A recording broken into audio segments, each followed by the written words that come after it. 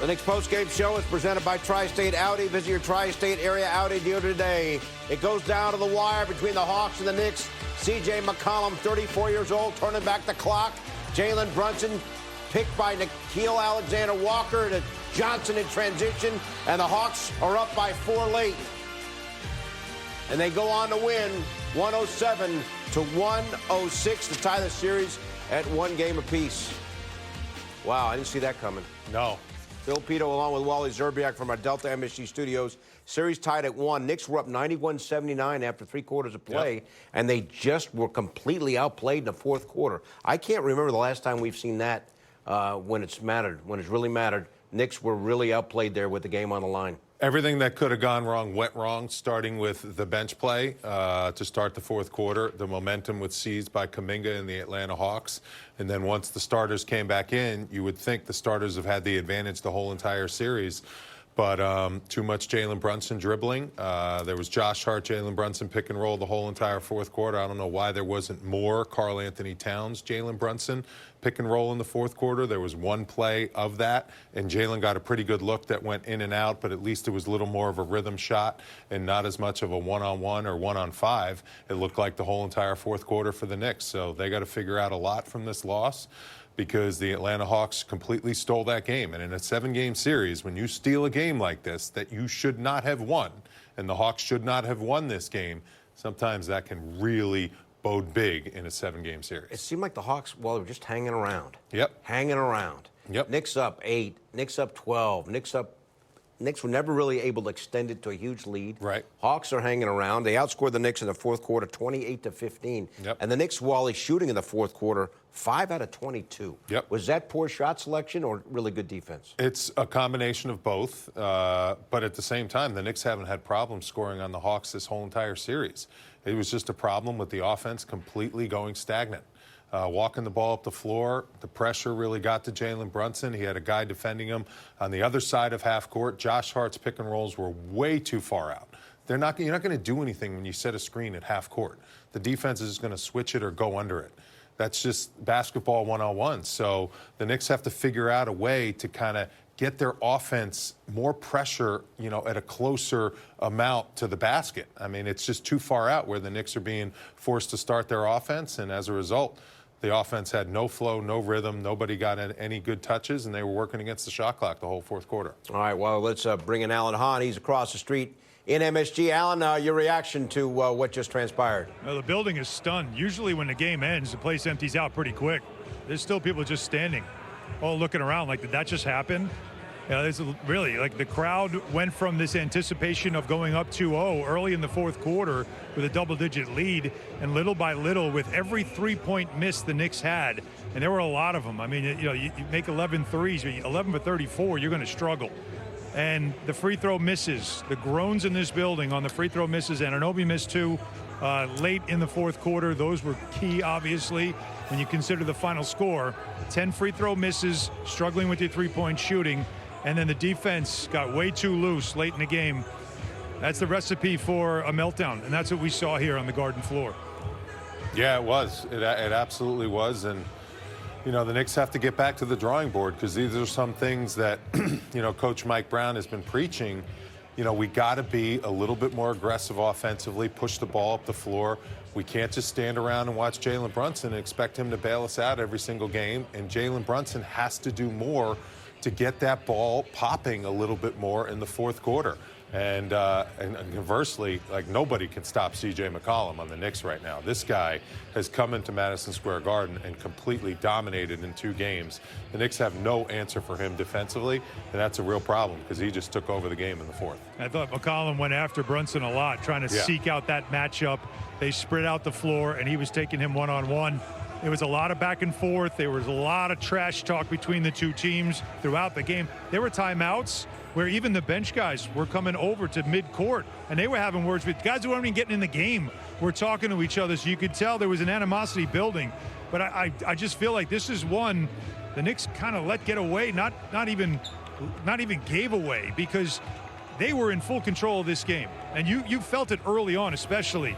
But missing so many open looks. I thought their offense was generating good looks, They were not knocking him down. And I remember what Jalen Brunson told me after game one. Remember, he started out red hot, and then he struggled with his shot the rest of the game.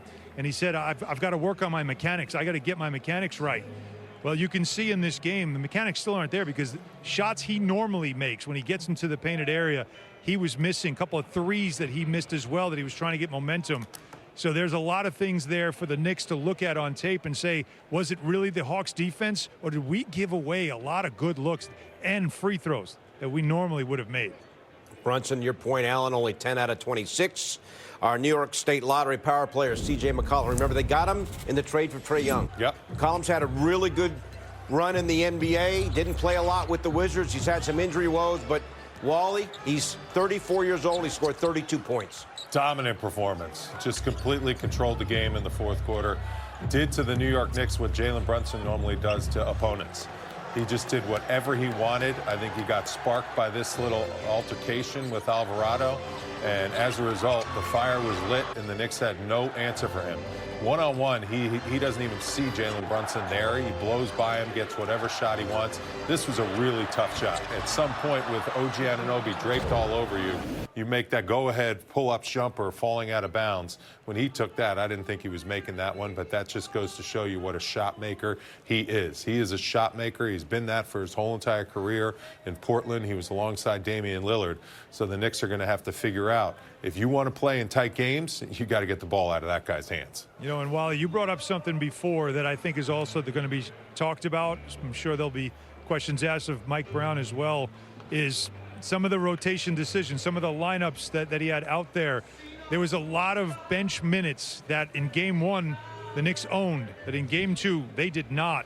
Kuminga had a different energy to him, and the Knicks really, other than Mitchell Robinson, who had a strong game, but there was really no one else coming off the bench that had the kind of energy that Kuminga brought to this game. He was a difference maker, and those were key minutes because we saw in game one those bench minutes were in favor of the Knicks, and game two in favor of the Hawks. All right, Alan, we'll see you when you hop across the street here to join us on the set. And your point, Jonathan Kuminga had 19 points. Yeah. The Knicks bench, Mitchell Robinson minus 10, Deuce minus 4. We had Shamet minus 6, and Jordan Clarkson minus 5. So, bench struggles. Disappointed fans leaving MSG as the Hawks come back in the fourth quarter and tie the series at one game apiece, beating the Knicks 107-106. Time now for a look at the playoff picture presented by Mohegan Sun. Pistons, the Magic. Orlando won game one last night. Cavs tonight beat the Raptors. Highlights coming up later on the MSG 150. Knicks and the Hawks tied at 1, and the Celtics blew out the Sixers yesterday in game number 1. Knicks were rolling up until the final 12 minutes. They're up 91-79 after 3 quarters of play. They were dominating the inside. Cat was he had 14 points in the third quarter. Mitchell Robinson tied a career high with 13 playoff points. They were dominating the Knicks. They were dominating the inside. We talk a lot coming into the series about their height advantage. It was all going their way, and then it wasn't. It's a very odd situation tonight in terms of how it was going and how it ended. Yeah, because the Knicks had control of this series all 7 quarters, pretty much. They just looked like they were tight, and everything was under control. But then in that fourth quarter, it started with the bench kind of gave up a little bit of momentum, and the Hawks saw some life. And then as a result, in the fourth quarter, you live with Jalen Brunson having the ball in his hands and making decisions the whole entire time. And McCollum was better. That's the bottom line. It comes down to, at the fourth quarter, the 2 best players on the team. They're going head-to-head. They're taking every shot down the stretch. Who's going to make them? Who's going to miss them? In this game, McCollum outplayed Jalen Brunson in crunch time. As a result, the Hawks stole this game. They haven't really been in this series much, but they came back in the fourth quarter from a double-digit deficit and stole game 2. So it's 1-1. It's a long series, it looks like it's going to be now, but the Knicks definitely gave away an opportunity to go up 2-0. All right, let's take a look at the second half. Knicks won the third quarter by 5, but lost the fourth quarter by 13. Yeah. And the third quarter, the rhythm and the flow is all Cat had there. a huge third quarter, Wally. He had 14 points. Yeah, and you know, Cat, I just think the go-to play against this Hawks team has to be Karl Anthony Towns and Jalen Brunson pick and roll in the fourth quarter. And we only saw it once. Jalen didn't hit the shot, but he got a pretty good look. it just kind of works. Your two best players in the hardest play to guard here in the fourth quarter. Kuminga just getting loose. Knicks could not get stops. They were mismatched with some of the lineups. There you see mismatched communication on a switch. They're looking at each other. And this Atlanta Hawks team, if you make mistakes defensively, they're going to put the pressure on you. You know, Jalen Brunson tried to continue to attack. But 9 for 26, like the fact that the Knicks only lost by 1 when he shot 9 for 26. 10 for 26. 10 for 26, okay. That's a credit to their defense was really good for 3.5 quarters until the fourth quarter where C.J. McCollum just took over. They were down 4 at that point. The Knicks were. Brunson hits a hard, tough shot. And then McCollum here. That's over OG and Obi. I didn't think he was going to be able to get that up over OG. Really tough shot. And here, the long arms and Nickeil Alexander-Walker. Brunson has it tough with Daniels, Walker, you name it. Bunch of guys guarding him. That was a good play there off the inbounds to get Jalen that wide open look here with 7 seconds to go. And then no use of the timeout by Mike Brown. I think he thought they had an advantage. They got a decent look. Could have stole that game right there. But Mike Brown could have used the timeout, could have advanced the ball, and then set up a play kind of like he did the possession before to get Jalen that wide open three. But you kind of live with that miss by Mikal Bridges there. That was a pretty good look. Alan mentioned when he joined us, Knicks missed 10 free throws. Knicks dominated the boards. Second chance points, 24-9. Knicks led, Wally, 91% of the game. Hawks led 3% of the game, and it's the Hawks who win the game. I know. Well, it happened. And you know, one thing I want to ask you, they're a young team, don't have a lot of playoff experience. How important might this win be for their confidence going forward here? It's very important because the Knicks, they had them under complete control the whole entire game. And I give Quinn Snyder a lot of credit, man. He has his guys believing.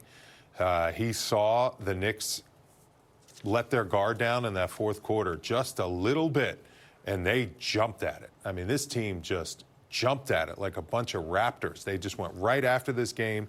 C.J. McCollum has the experience. He's putting this team on his back. He's giving these young guys belief. With the way he's playing, it's a real problem for the Knicks in this series because the Knicks don't have an answer to slow him down. And once all these younger guys start to gain a little bit of confidence and we go down to Atlanta, the Knicks made it tough on themselves by not taking care of business and going up 2-0 at home. Game 3 is Thursday in Atlanta. Here's some post-game comments now from Atlanta coach Quinn Snyder. Yeah, I think that's a great word to describe, you know, the night for us. And New York was dialed in and, you know, knocked us back at the beginning of the game. I didn't think we weren't, you know, we were competing.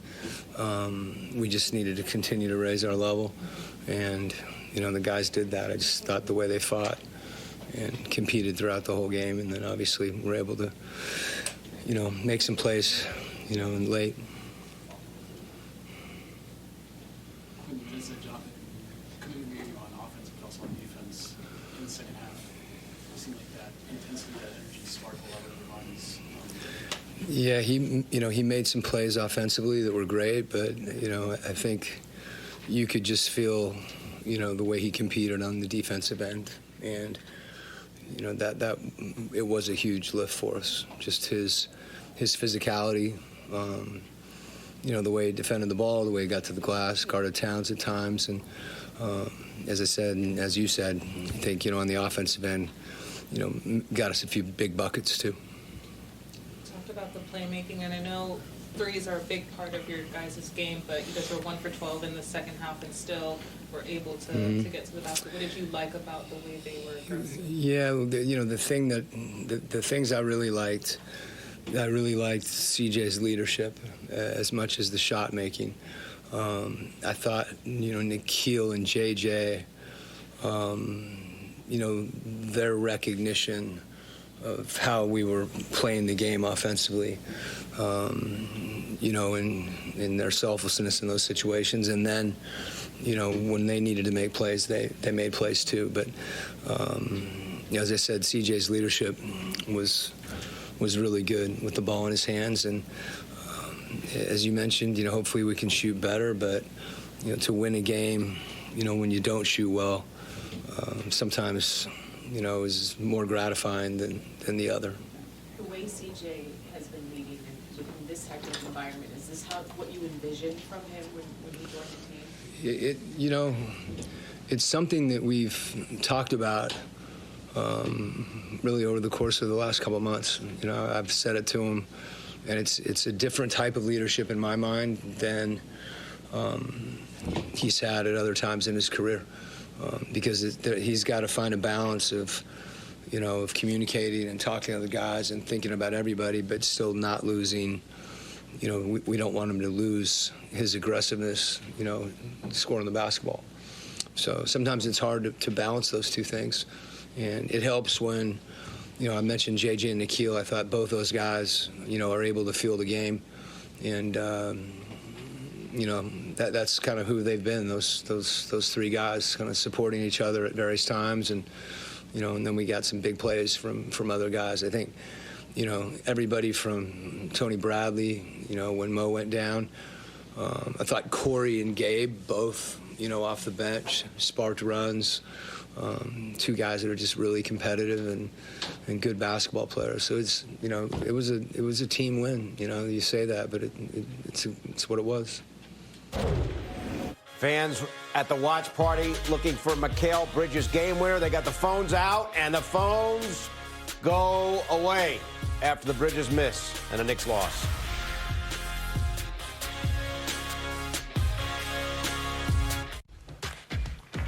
Welcome back, everyone. As the Hawks outscore the Knicks 28-15 in the fourth quarter, they win Game 2, 107-106.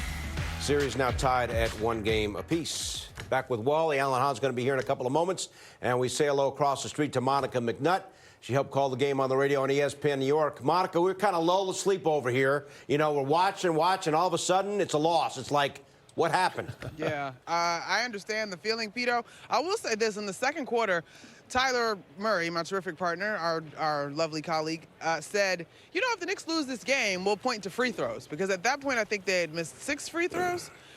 Ultimately, they finished the ball game having left 10 points at the line, and it is a one-possession game. I added to what Tyler said, the three-point shooting might come back to haunt them as well, because we know typically when this team doesn't shoot well, it's hard for them to overcome that. Now, despite all of that, y'all, until about 3 minutes in the ball game, you thought you were going to be able to get out of here and survive. But I think the last turnover by Jalen Brunson, the inability to stop the Hawks in the paint in the clutch time portion of this ball game, that was pretty much all she wrote.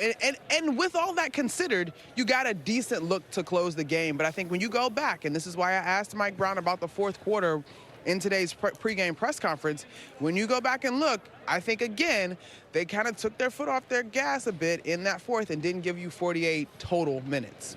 I agree, and it started with the bench, Monica. The momentum really shifted because the Knicks, they put Alvarado now in the lineup. Alvarado, was okay, but, the continuity of the bench, they kind of both stints they had, I think, to start the second quarter and the fourth quarter weren't as good as they were in the first game, especially. Correct. And I think the Hawks kind of smelled that, they sniffed that, they used that momentum to kind of say, hey, we made this a ball game here. We got a chance to pull this one off. And then I agree with you, Monica, they did not execute down the stretch the way the Knicks are capable of.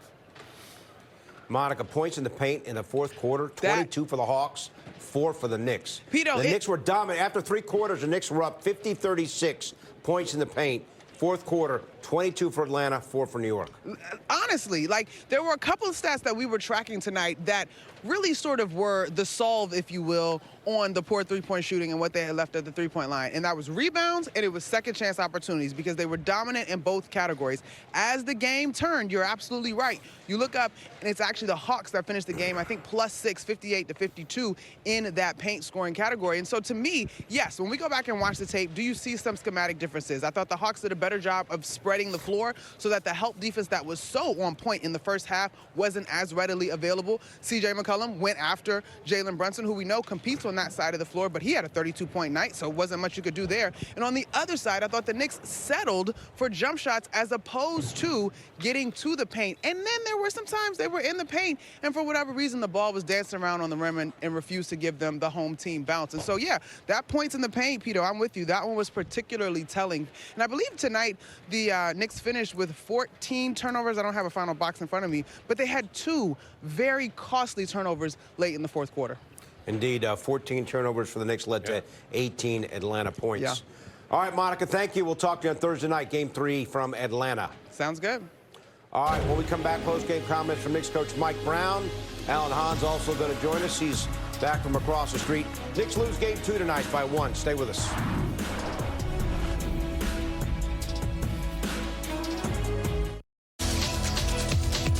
The recent Thank You NYPD concert held at Madison Square Garden will become an annual celebration to recognize the New York City Police Department. A check for $500,000 was presented to the New York City Police Foundation to innovate and enhance the quality of NYPD services, build bridges with the community, and make our city a safer place to live, work, and visit. To learn more about the Thank You NYPD initiative launched by MSG Entertainment, visit msg.com/NYPD.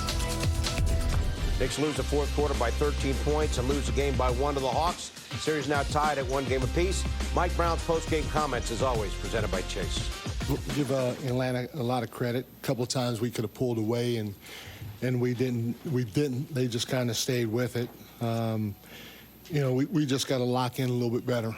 In a playoff game, it's tough to win against a good team when you shoot 60% from the free throw line. In a one-possession game, we missed 10 free throws. One-possession game, we have 14 turnovers for 18 points. So, that's how they beat us in transition, was off our turnovers. We had some bad turnovers that led to some early baskets for those guys in transition. So we have to do a better job taking care of the ball, do a better job from the free throw line. And one of the things that we talked about was boxing out. We did a nice job boxing out. We have to keep putting bodies on bodies. For them to get 6 offensive rebounds is big for us. And then down the stretch, we got some pretty good looks. We got the ball in the right people's hands down the stretch, and we just didn't convert. So, like I said, at the end of the day, we got to lock in from the free throw line, and we got to take care of the ball. Those are the turnover part is something that they're good at, and they were good at that tonight. The last thing I would say is that, in that fourth quarter, too, you could tell that they were playing with a level of desperation. And, there were 4 50-50 balls, and they got 3 of the 4. And, we always use that stat to gauge or gauge, the level of aggression in a game. And in that fourth quarter, their aggression stepped up.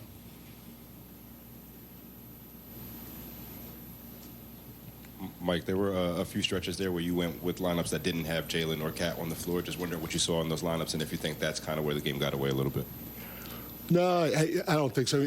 We've played that lineup quite a bit since the end of the season, and that lineup's been pretty good. We weren't good tonight, and we turned the ball over a few too many times during that period. But we had opportunities where, our starters were in and we were up 8-10 and Atlanta closed it. So I wouldn't just say that specific lineup caused it.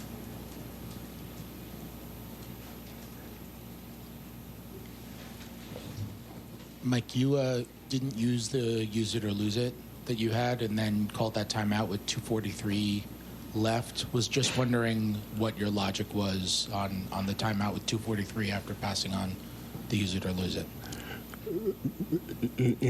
I apologize. I wish I can help you right now. I can't.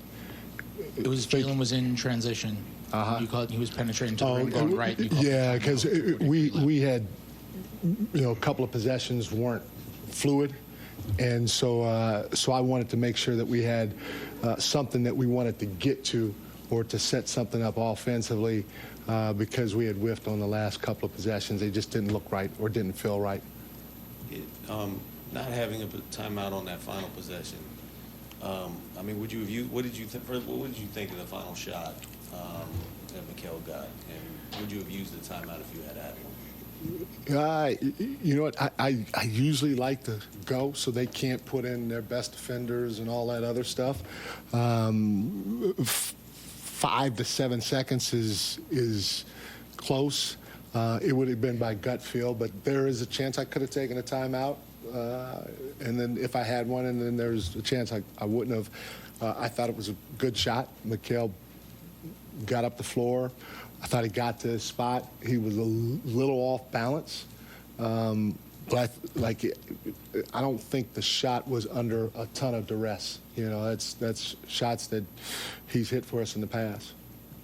Mike, just what's sort of your message to the team about bouncing back after this one?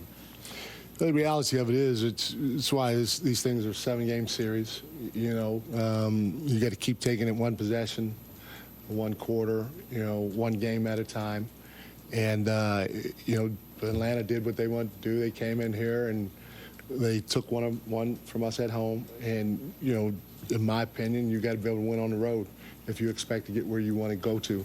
And so for us, we got to go win on the road. Jalen, 10 and 26. And what did you make of what you saw from him offensively? I thought he got to his spots. You know, I'm still trying to figure out, you know, what's a bump and what's not a bump. You know, you see a guy like CJ get to drive, and if you chest him, it's a foul. And you know, I even asked the officials about it. Jalen's driving, and he's getting the same bump.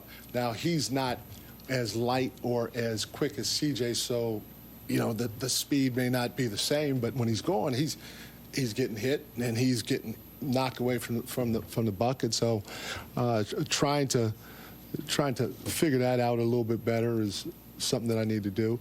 But I thought Jalen got to his spots. I thought he could have got to the free throw line a couple of more times than 7 times throughout the course of the game, especially with as aggressive as he is to the rim. But, you know, it is what it is.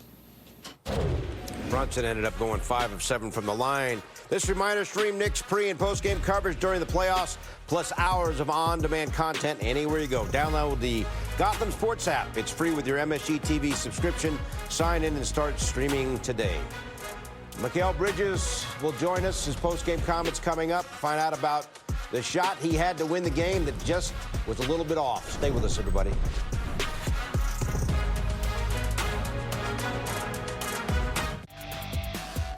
Welcome back as the Hawks come back in the fourth quarter and shock the Knicks by 107-106. Series now tied at 1 game apiece. Back in the studio now, joined by Alan Hahn. Time now for energizing plays presented by C4 Energy. Mitchell Robinson tied a career high, Alan, with 13 points. We talked to Monica. The Knicks were dominating points in the paint until the fourth quarter. Until the fourth quarter, yes, and it was all a lot of ball movement, right?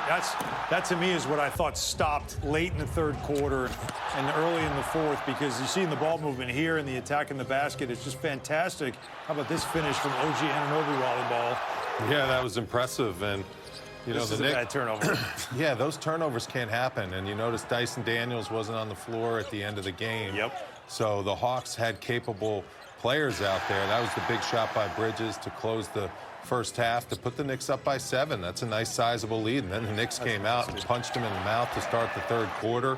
Jalen Brunson knocking down some shots. Karl Anthony Towns got going, but that guy was huge. He played 35 minutes off the bench. Yeah. You can tell he's going to be a key cog. And C.J. McCollum just sliced and diced the Knicks in the fourth quarter. He was the best player on the floor. And at crunch time, best player on the floor is going to take his team to victory. And he was the guy in this one. And Jalen Brunson, a couple uncharacteristic turnovers, hit 2 big threes, did Jalen Brunson, to keep the Knicks in the game and give them a chance to win it. But that was quite a performance by this young Hawks team. It really was. And now this series is an absolute dogfight. Here we go. Strap it up. Knicks are capable of winning down in Atlanta, but it really hurts to let this one go the way it did. There was nothing young about the Hawks in that game, right? There was nothing, because it was McCollum and being on the court, seeing early on, as it looked like the Knicks were going to take control of this game. The Hawks struggled. Jalen Johnson again struggled. Great job by Josh Hart. It was McCollum who started barking, talking to everybody, not his own teammates. He started trash-talking the crowd, trash-talking some of the Knicks players. He was having it out, and it almost seemed to galvanize the bench. That's a vet. Like, that's what a vet does. And he started saying, all right, I'm going to be the bad guy. I'm going to make them all hate me.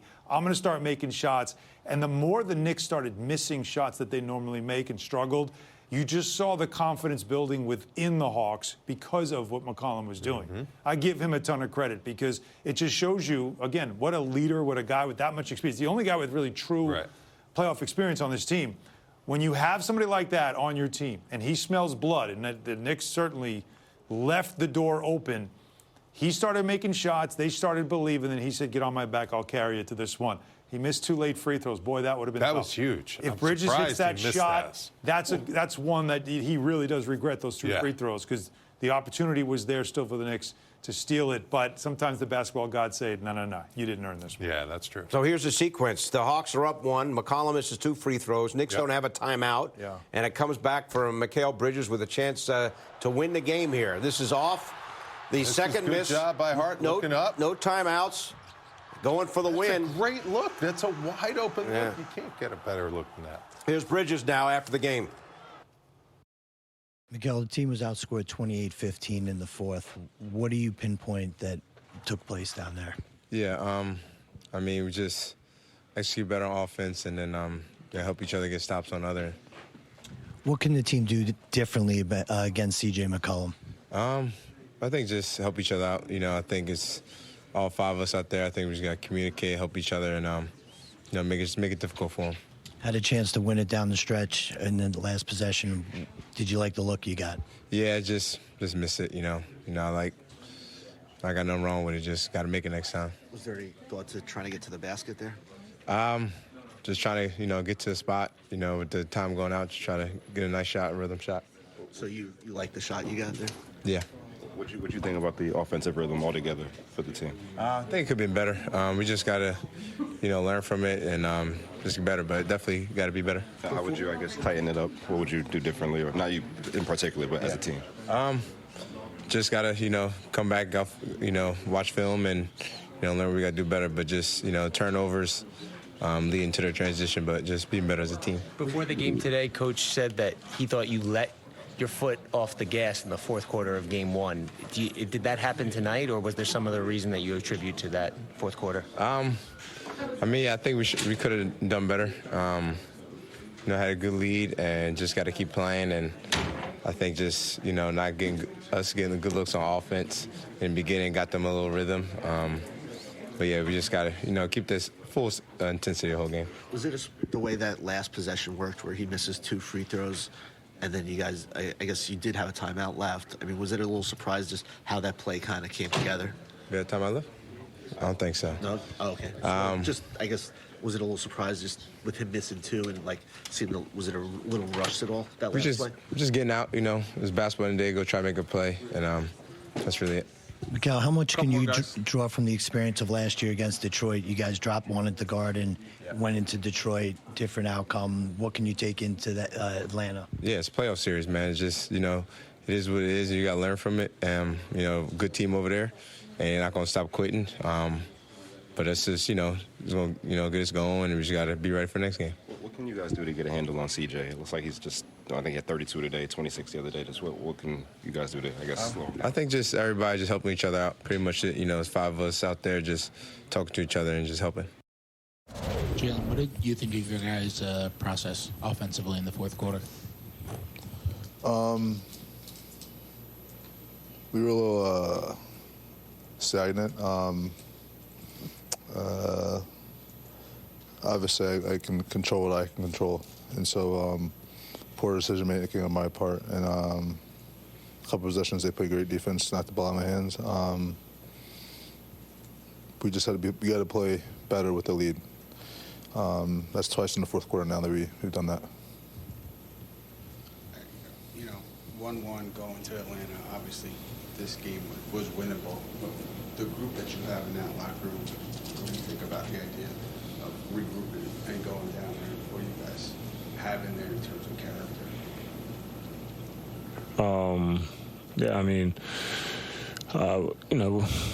We've been in this situation before. Obviously everyone is, frustrated with, this loss. And, we're going to go into Game 3 with a great attention to detail and a great focus, for a full 48. We got high character guys, who respond well. Question for Jalen. So when they first double team you when first quarter, the ball was moving pretty fluid, but in the end, the ball kind of just wasn't moving that much, but obviously you hit a big shots. Are you expecting to make some changes maybe down the stretch next game if things kind of happens when they start double team you? Yeah, make better decisions and put my team in a position to win. Last one. Kind of for both of you in general, Cat's going off in the third quarter, but he basically stayed zeros in the second and the fourth. What do you think the team could do better to get him involved more evenly throughout the game? Yeah, I mean, that's something we got to make sure he's involved. Find him on mismatches, put him in action, make sure we use his skill and his gravity to our advantage. And that's something that we'll look at film and be better with. Jalen, when they got CJ and they're switching to get on you, what can you do differently to stop him when he's going like that? Yeah, he was in a great rhythm. I got to disrupt it, make him play on his heels, make him react to me defensively, and he was just in a rhythm, and you got to give him a lot of credit. Welcome back. So with the Hawks winning tonight's Game 2, we know there's going to be a Game 5. That's next Tuesday. It's going to be at MSG. We know this season will go this series will go at least 5 games. Remember, pre- and post-game coverage for every game right here on MSG. Cat tonight, only 2 fourth-quarter shots, but did finish with 18 points. Here he is after the game. They hit shots, and we didn't make shots, but also too, when it came down to it, CJ McCollum made some tough shots, and you gotta give credit where credit's due. So, a hell of a player. He's been a hell of a player for a long time in this league, and we gotta do a better job of making it more difficult for him. You and Jalen spent a lot of time on the bench together at the same time today. What would you see in those minutes where you guys were on the floor? Like that's when the Hawks kind of started to go on, gain some momentum. I don't know. I gotta watch the tape, but I'll tell you one thing. We trust any one of our guys in this locker room to be in that game at any time. So, I gotta watch the game, but what I do know is that the time when we were off the court wasn't when we lost. It was the time, when we were on the court at the end and when they found ways to make shots. So it's on us as starters and me and JB to make it tougher on them. What do you think the team could do differently against CJ? I think there's some things, but when we watch tape, we'll figure it out and we'll make our adjustments. Before the game today, Coach was saying that in Game 1, he thought you guys let your foot off the gas a little bit in the fourth quarter. Did that happen tonight? I don't know. I don't know about that, Like I said, they made shots. At the end of the day, we garnered the lead, so we had the foot on the pedal. But they made shots to cut the lead, so you got to give credit where credit's due. When you see that last shot go up by Mikel that he's made a lot, just kind of thoughts when you see it, you think that's... Portland. Mikel and Portland. Felt pretty. I'm confident, like I said, I'm confident any one of these guys in this locker room going out there, shooting the last shot, being on the court in the playoffs at any time. And that's because the trust we have in this locker room is special, and also because the guys we know, everyone here is putting the work in. So confidence in each other is built not just off of we're all wearing the same jersey, but because we see everyone putting the work in. Mikel was saying that Mikel was basically saying that the offensive flow could have been a little better, and that might be an improvement for Game 3. Do you agree? And in what ways do you think that you guys could improve offensively as a unit? Yeah, I mean, we could have flowed better for sure. I mean, we could have done that, but at the end of the day, I got to watch the tape. When you're so into the game, it's hard to give a great assessment of how it went. It seemed like you were in a rhythm early in the second half. It sounded like you were in a pretty good rhythm, and then in the fourth quarter, it didn't. You weren't as productive. I think you might have got one shot. What did you feel? I know you got to watch the tape, but what did you feel when you were out there?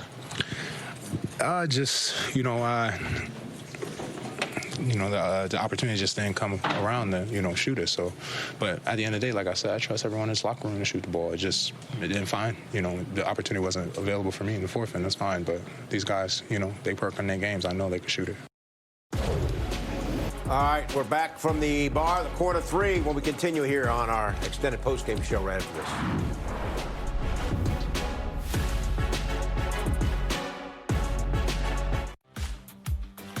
Series schedule with the next two games, Alan, in Atlanta Thursday and Saturday, and we know there's going to be a Game 5 here a week from Tuesday back here at MSG.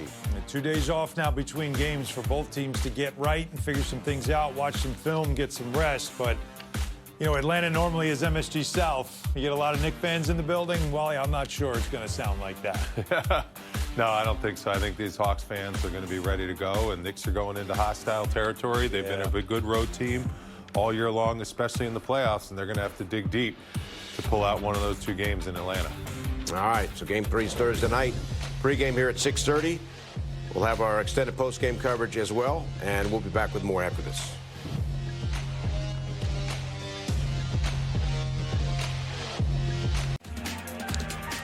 Welcome back. The Knicks led the Hawks 91-79 after 3 quarters of play, but end up losing by 1 as they're outscored by 13 in what turned out to be the decisive fourth quarter. So the series is all knotted at 1 game apiece.